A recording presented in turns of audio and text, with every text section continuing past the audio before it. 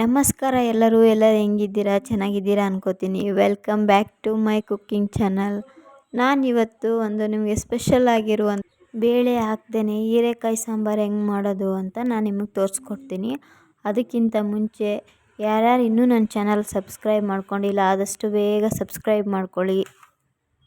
ಮೊದಲಿಗೆ ನಾನೊಂದು ಹೀರೆಕಾಯಿನ ತೊಗೊಂಡ್ಬಿಟ್ಟು ಅದನ್ನು ನೀಟಾಗಿ ಸಿಪ್ಪೆ ತಕ್ಕೊತೀನಿ. ಫುಲ್ ಸಿಪ್ಪೆ ತೆಗಿಯೋ ಅವಶ್ಯಕತೆ ಇಲ್ಲ, ಮೇಲ್ಮೇಲೆ ಒಂಚೂರು ತೆಗೆದ್ರೆ ಸಾಕು.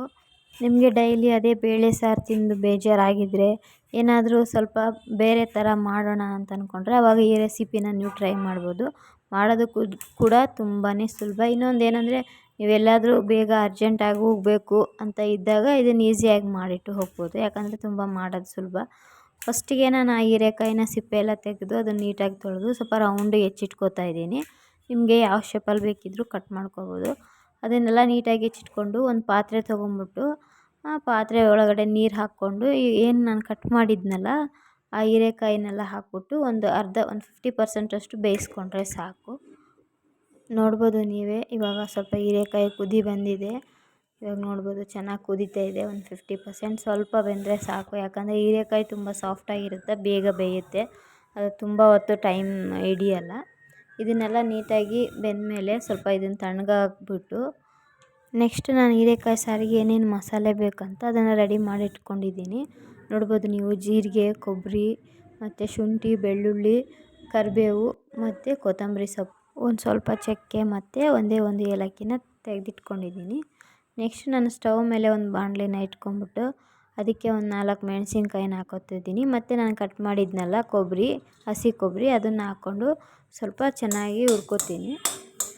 ತುಂಬ ಸರಿ ಮನೆಯಲ್ಲಿ ಅದೇ ಬೇಳೆ ಸಾರು ಮತ್ತು ತರಕಾರಿ ಸಾರು, ಕೂಟು ಇದೇ ಥರ ಮಾಡಿರ್ತೀರ.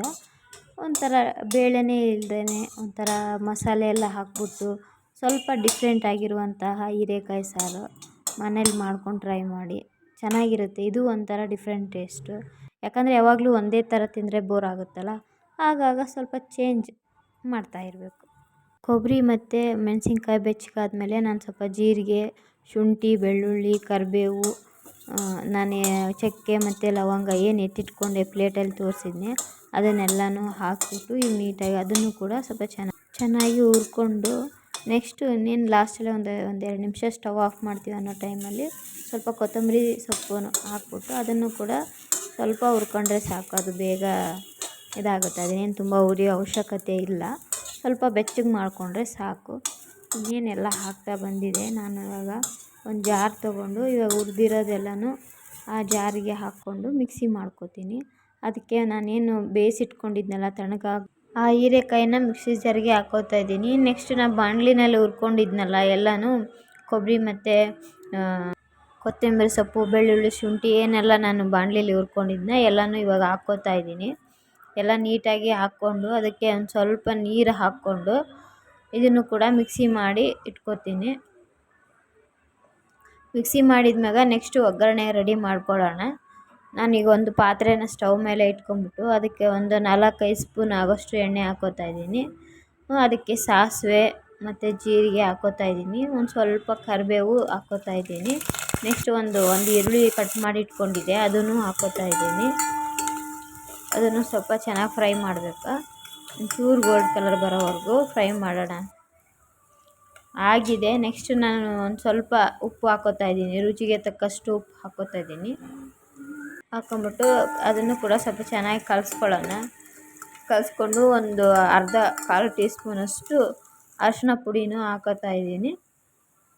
ಇದು ಕೂಡ ಚೆನ್ನಾಗಿ ಮಿಕ್ಸ್ ಮಾಡಿಕೊಂಡು ಒಂಚೂರು ಅದೆಲ್ಲ ನೀಟಾಗಿ ಸರಿಯಾಗಿ ಮಿಕ್ಸ್ ಆದ್ಮೇಲೆ ನಾವೇನು ಮಿಕ್ಸಿ ಜಾರಲ್ಲಿ ರುಬ್ಬಿಟ್ಕೊಂಡಿದ್ವಲ್ಲ ಕಾಯಿ ತುರಿ ಮತ್ತು ಹೀರೆಕಾಯಿ ಎಲ್ಲನೂ ಇವಾಗ ಹಾಕ್ಕೋತಾ ಇದ್ದೀನಿ.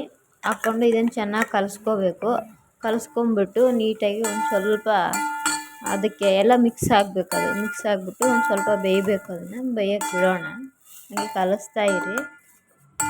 ಒಂದು 5 ನಿಮಿಷ ಸ್ವಲ್ಪ ಬೇಯಕ್ಕೆ ಬಿಡಿ, ಯಾಕಂದರೆ ಸ್ವಲ್ಪ ಅದು ಹಸಿ ವಾಸನೆ ಏನಾದರೂ ಇದ್ದರೆ ಸ್ವಲ್ಪ ಹೋಗಲಿ ಅಂತ. ಆಮೇಲೆ ನಾನು ಏನು ಮಿಕ್ಸಿ ಮಾಡ್ಕೊಂಡಿದ್ನಲ್ಲ ಅದೇ ಜಾರಿಗೆ ಸ್ವಲ್ಪ ನೀರು ಹಾಕ್ಕೊಂಡು ಅದನ್ನು ಕೂಡ ಇವಾಗ ಸೇರಿಸ್ಕೋತೀನಿ.